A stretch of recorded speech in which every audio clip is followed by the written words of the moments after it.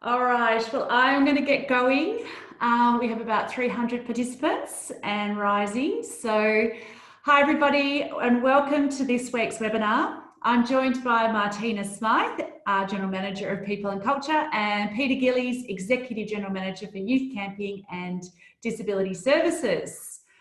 I'd like to firstly thank you all again for your support and patience over the past 8 weeks, where we have had to make some of the most difficult decisions in the history of the Y in Victoria. By doing these webinars with you all, it has been my goal to keep you as informed and updated as possible, and to provide you face-to-face communication with myself and our leadership team.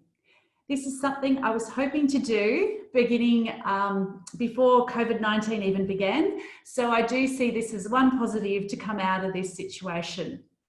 I really appreciate being able to connect with you through this platform, and I hope that you find it valuable too.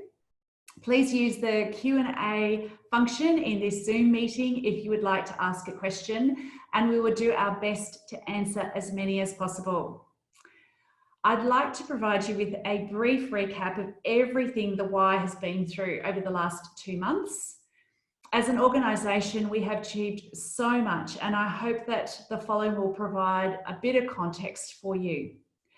As I previously mentioned, the Y has had to close 90% of our services on the 23rd of March, and therefore has lost 90% of our revenue. As a community not-for-profit, we don't make more than 1% profit on our revenue year on year. So since the closures, we've had to renegotiate every single contract with our local government partners, which was a long and difficult process of rebudgeting and renegotiation, and I can tell you it's not over yet. However, I am pleased to be able to report that all our partners have supported our position. This means that they are now shouldering the costs that the Y originally thought we would have had to have shouldered. So we're really, really grateful to our local government partners for their support, and are committed, and we are committed now to do everything with honesty and integrity to keep their trust and to maintain these amazing positive relationships. In fact, today I was just on a meeting with the South Australian government, and they are loving the work that we are doing. So it was very welcome news that the government are providing financial support through JobKeeper subsidy. And I'm thrilled that we've been able to administer this very complicated process. But I know many people have missed out, not just at the Y, but across the country, due to the ineligibility criteria, or because their workplace opted out because of the difficulty in administering the payments.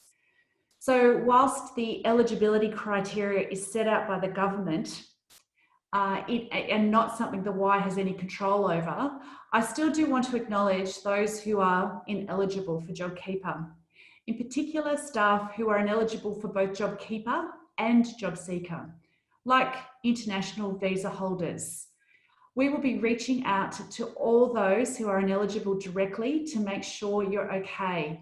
And in fact, we're going to reach out to all our staff to make sure you're okay. For those lucky to be receiving JobKeeper, and there are many benefits over JobSeeker. Firstly, the payment is $1,500 less personal tax versus the JobSeeker, which is only up to $1,100. It's not income or means tested, and it keeps you connected to your employer, so we can bring you back to work sooner. And the last thing is it's really good because it allows us to preserve 2 weeks of annual leave. Under JobSeeker, you have to exhaust 100% of your annual leave to qualify to get JobSeeker payments. We are now under close scrutiny across all 3 levels of government, though. That's local, state, and federal. We have to balance doing the right thing by you, our employers, our creditors, and doing the right thing by our partners, local and state government, and the right thing by our JobKeeper regulators, the federal government and the ATO. We also have to ensure through all of this, the organisation survives so that you have jobs to come back to. So to give you a quick snapshot of each phase and how we're looking at the the COVID-19 phases. So firstly, hopefully this gives you a good visual, and this is something we have shared with all our partners. We firstly went through some constrained operations, and this is what happened between February and March, where we really started to see some of our customers come off and cancel. We've then gone through temporary shutdown, and for most of us that was on March the 23rd, but for many it was prior to that. We then have the planning cycle, and obviously we're still in that temporary shutdown. We're then where we are now, which is we're in temporary shutdown, but we're actually planning for the future. And Martina's going to take you through our planning for bringing you back and the process for that. And Peter's going to take you through some exciting news, obviously, about a grant from the government. So as you can see, after planning, we then go into restart, and then we move into the post-crisis recovery. We don't know how long each of these phases are going to start, but we're absolutely determined, as you can see, in that post-crisis recovery, we are better than where we were before. So with the conversations with government and media beginning to shift towards the possibility of relaxing restrictions and potentially beginning to reopen some businesses, many of you will be wondering what this means for the Y and if it means you will be able to return to work. I don't have a crystal ball, but what I do know is this. In Victoria, we have seen, unfortunately, a slight rise in the cases over the last week due to the amount of testing and also due to the outbreak cluster in West Melbourne. Since we're still experiencing outbreaks like this, the Premier might wish to continue the current level of restrictions. But we're going to find out when you do, and we await this announcement on May 11th to find out this directive. Gym and swimming pools are not likely to be the first types of business to reopen. But if we are directed to, even if we were directed to, it won't be as normal. Social distancing will still be in place, and we will begin with less visitors than usual. Now, I say all this to manage your expectations around returning to work. While Martina's just about to take you through the process in a moment, I really want to be clear that not everyone will return at the same time. There's still so many unknown factors and that we have to work through. But now I'm going to hand over to Martina, who's going to take you through that process. Thanks, Martina. Thanks, Carolyn, and hi, everybody. As Carolyn has just mentioned, returning to work is not going to happen for everyone all at once. As the majority of YMCA sites remain closed until further notice, the decision to return staff to work must still be determined by business needs and not by individual circumstances. The leadership team will assess and determine work that is considered business critical while the stand down period remains in effect. Managers will be working with their general or regional managers for when a return to work directive will be undertaken. If you are asked to return to work, you will be given 3 business days notice in writing after you have been consulted with either over the phone individually or in a team meeting with your manager. It's also important to remember that if you are asked to return to work, it may be for reduced hours. It could be work that needs to be done from home or at a different site from where you normally work. Your managers will work through all of that with you. All employees who are receiving JobKeeper can also be directed to complete relevant online learning and development or compulsory training required by the YMCA.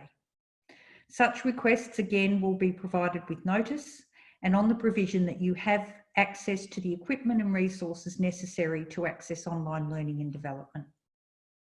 This is just a brief overview of the process. With so many factors still unknown, we have to take it one day at a time, and we're all looking forward to the announcement on the 11th of May.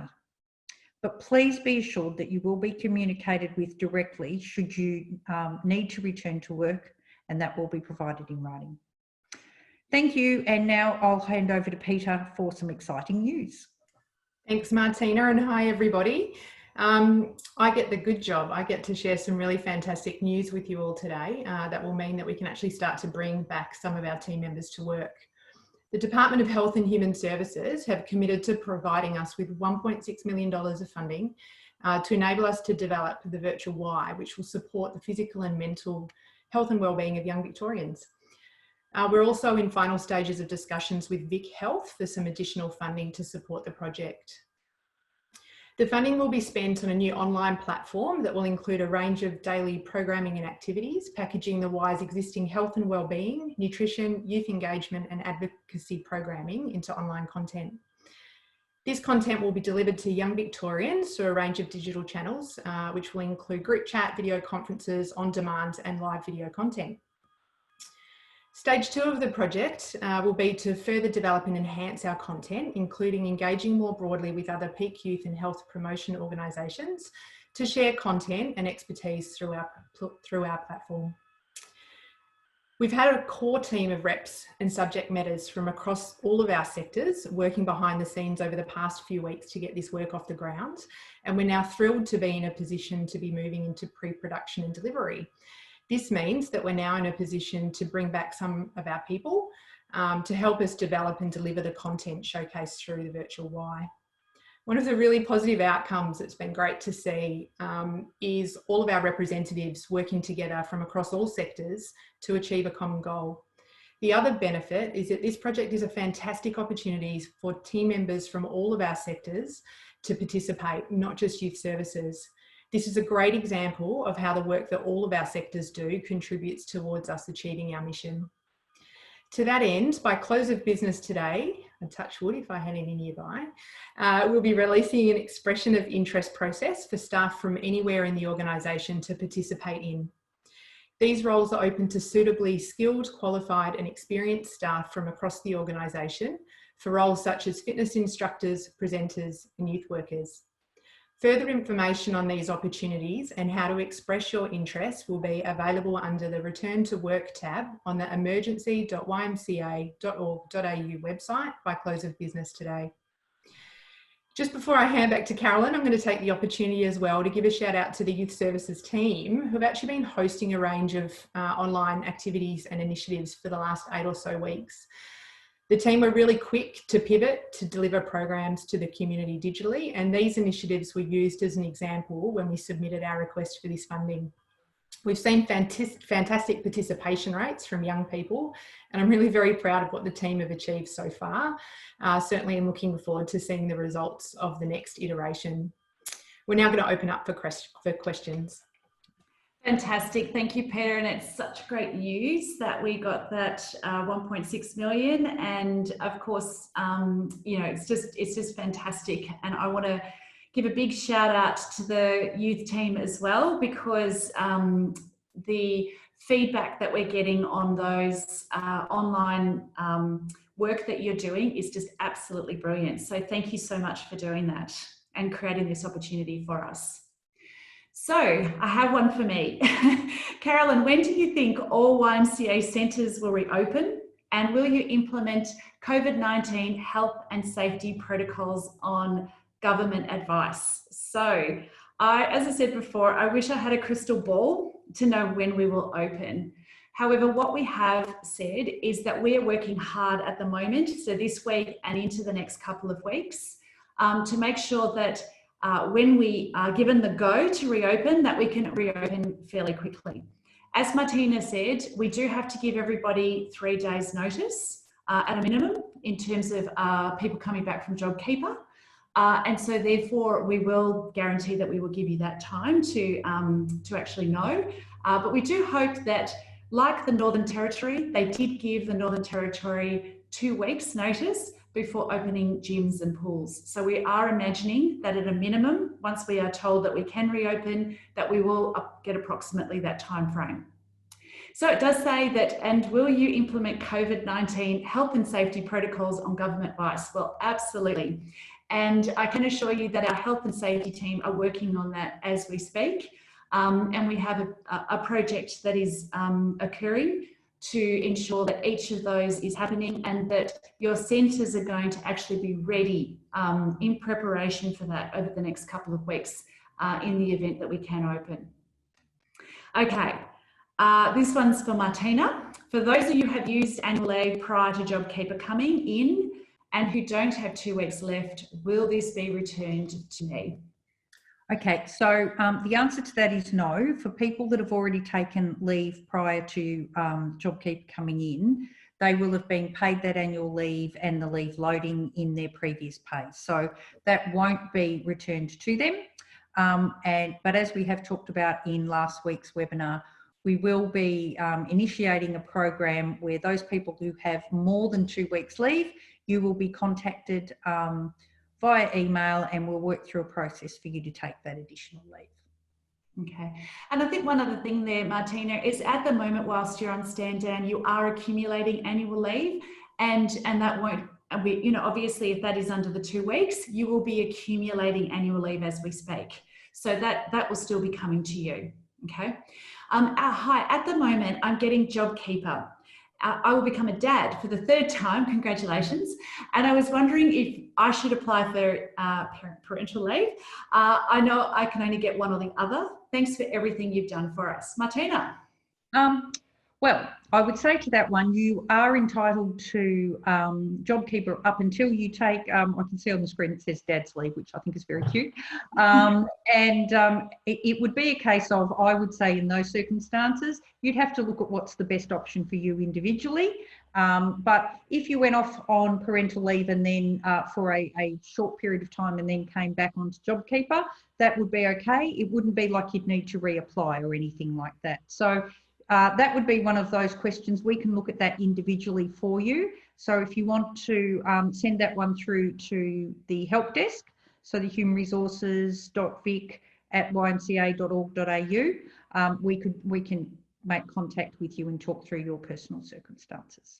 Yeah, I think that's a great idea for you to actually talk to someone about it, because there's probably a couple of options there that we can work through with you. Now, next one for you, Martina, always the hard ones for you, Martina. I've been signed off by a doctor since the pandemic started, as I've unfortunately had a chronic condition. I'm really sorry to hear about that. So I haven't been able to work. Sorry, that was me saying I'm sorry about that. So I haven't not been able to work. I've started on the online training today.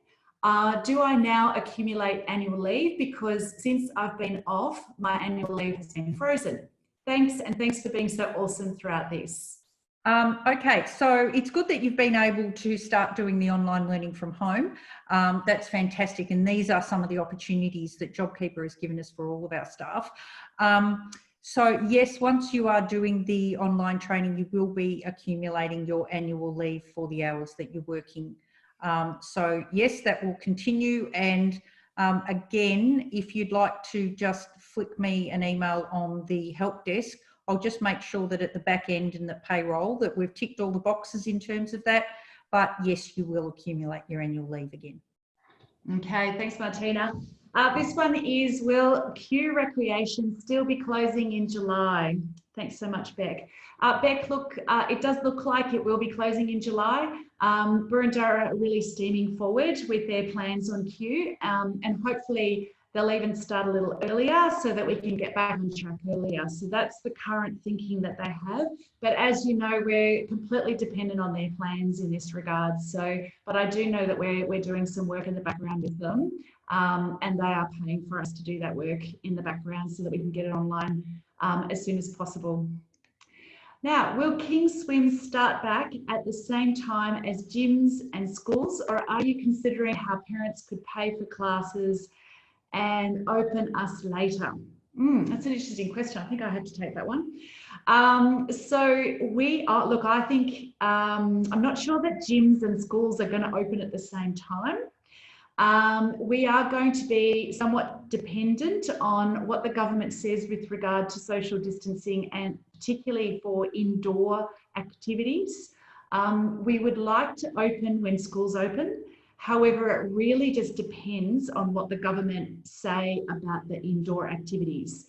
So, as I said before, we are preparing for everything. So we are preparing King's Swim over the next 2 weeks, starting on Monday, ready to open so that we can basically open as soon as we're told we can within 3 days. But I can't tell you for sure what the government are going to tell us. We still are living with this ambiguity, unfortunately. So we will probably know when you know. So I'm sorry about that. I wish I did know. Okay, so you say you'll reach out to staff not on government payments. Martina, this one's for you. What does that look like? Will we be able to offer work so that there is a source of income? Okay, well, again, hoping that those staff that you said all government payments, but again, I would hope that anyone who wasn't eligible for JobKeeper has explored all the other options that are available through government payments. For reaching out to those who are not on any payments, we are working at the moment with our managers and setting up manager webinars and opportunities for managers to catch up with all of their staff. So in terms of that, we will be looking at how we can provide training and development work for those people while they can't return to work. And as Carolyn said before, we're doing all the planning to try and return people to work as soon as possible. But again, we have to go by what the government advises in that space. So certainly reach out to your manager, explain that you are available, explore the options with them. We will be putting out more information on the learning and development opportunities. And again, we'll be developing as many online and management guidelines that we can to assist you while we're all on stand down. Fantastic. Thank you, Martina.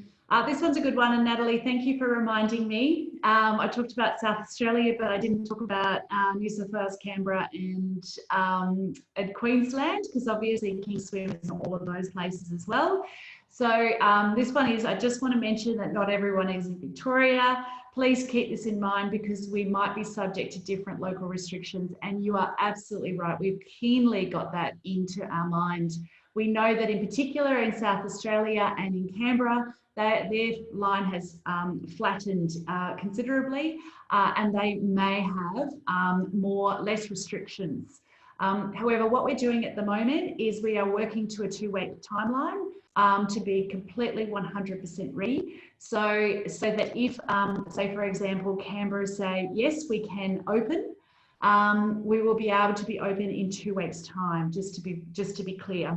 So, and we're starting that work pretty much on Monday to make sure that we can do that. It is still our understanding that we're going to have, like Northern Territory, and that's the best information we have when they opened up, that they actually gave 2 weeks' notice. And so that's why we're working towards that timeline at the moment.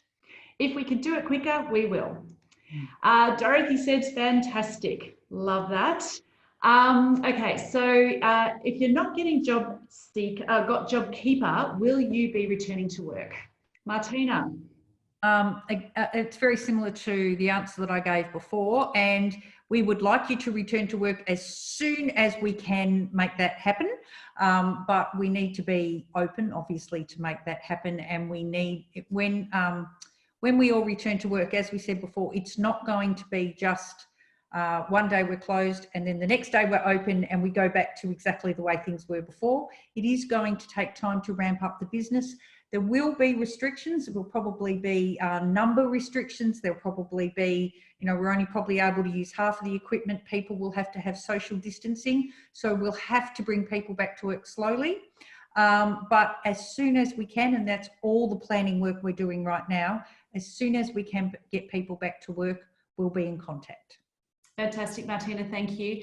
Have the pools been maintained during lockdown? Absolutely, they have. Yes, so thank you for that question. At what stage do we lose JobKeeper? There's quite a few of these.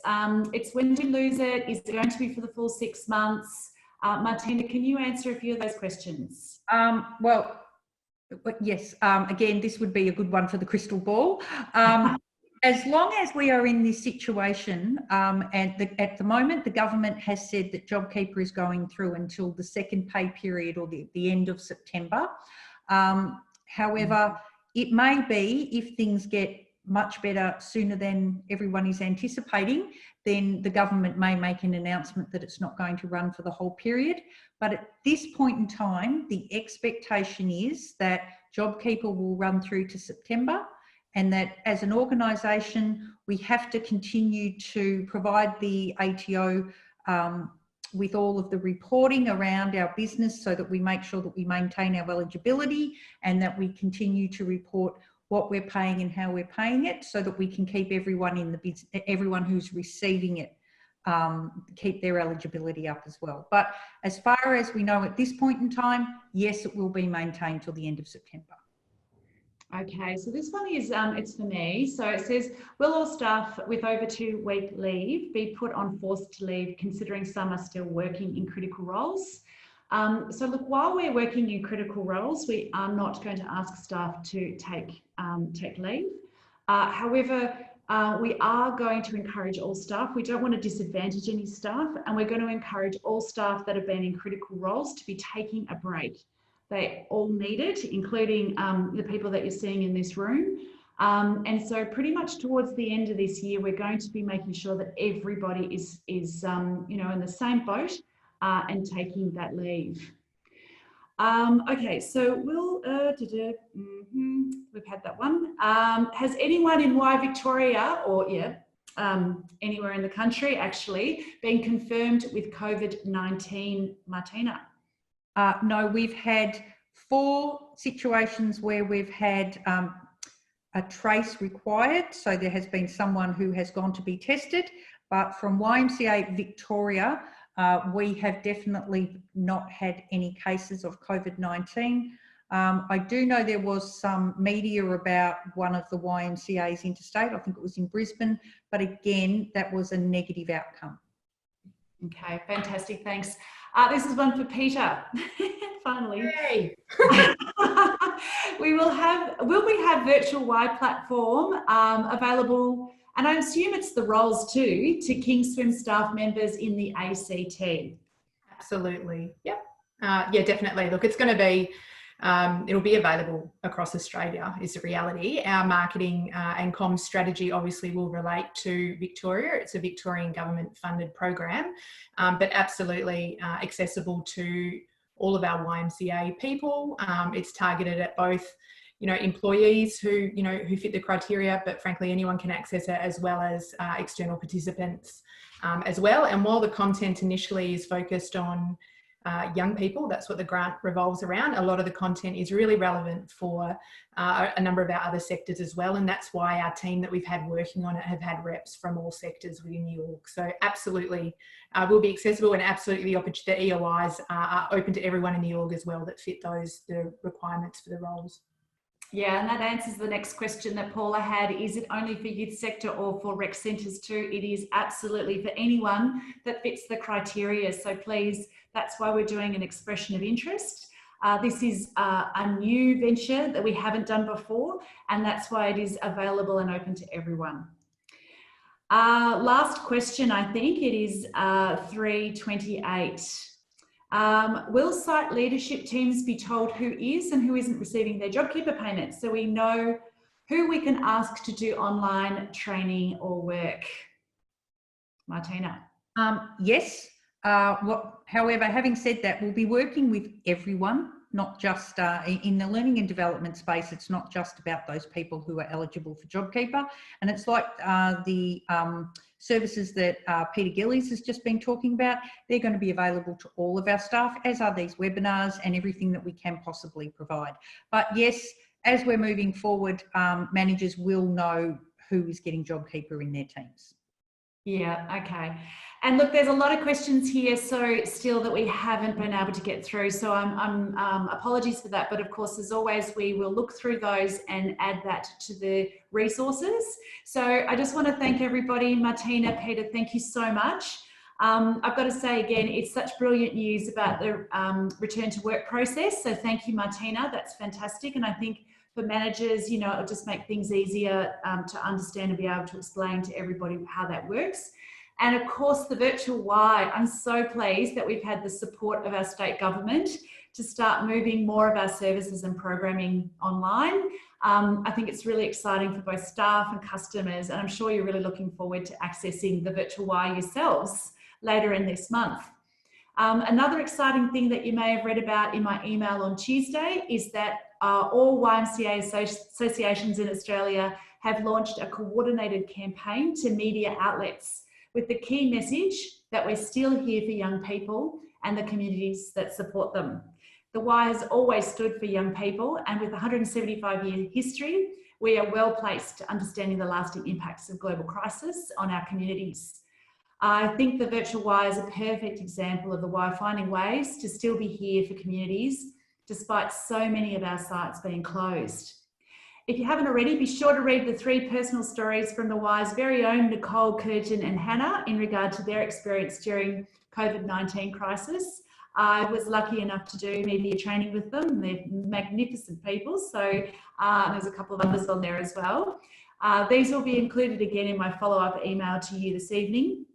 I'd also like to thank the people who, whilst on stand down, have stayed active and have delivered the amazing content through Ysolation and EY Spaces. And I know so many of you are enjoying, and I know we've received accolades around it. So well done to you.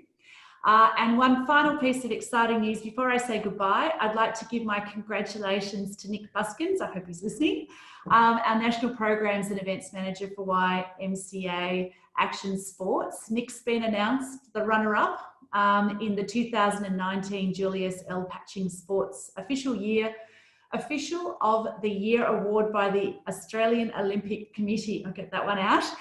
This is a huge honour awarded to Nick for his achievement and dedication to skateboarding.